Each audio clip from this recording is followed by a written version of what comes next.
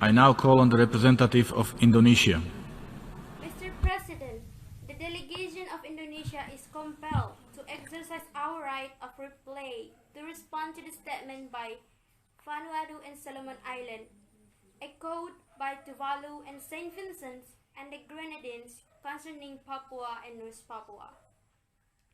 Mr. President, it is one time too many that hoax and false allegations are circulated by individuals that are economically motivated by separatist agenda of Papua and their supporters. Time and time again, the same fabricated and false accusations are thrown at us. These countries are sadly blindfolded. They fail to understand, or more precisely refuse to understand. The provinces of Papua and West Papua have undergone massive development and progress. During the past 3 years, 4,325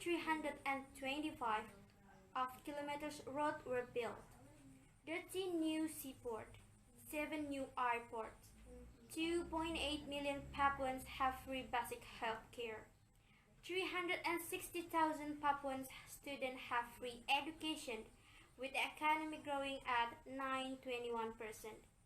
All make Papua and West Papua provinces the fastest growing regions in Indonesia.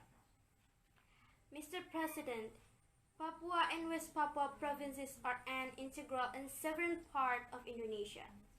They will always remain an integral part of Indonesia. These countries were foolishly deceived by individuals.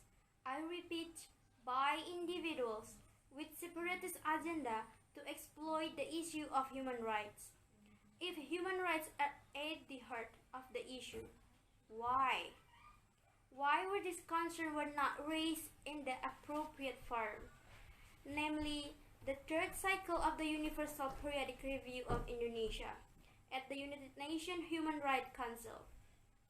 If Indonesia has anything to hide on human rights issue in this day and age of open technology, by now, everybody will know if such accusation even exists.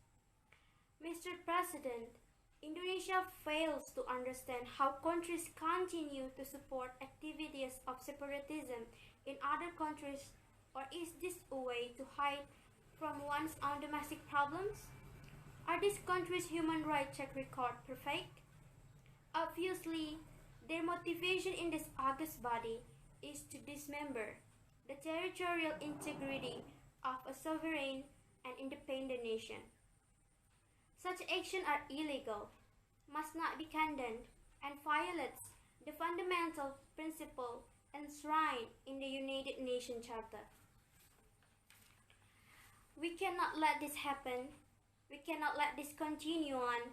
Indonesia categorically rejects all accusations made by these countries and the individuals with separatist agenda operating behind them.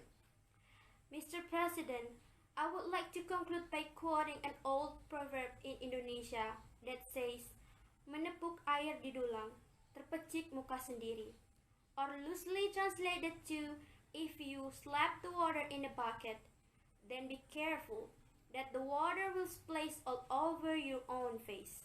I thank you, Mr. President.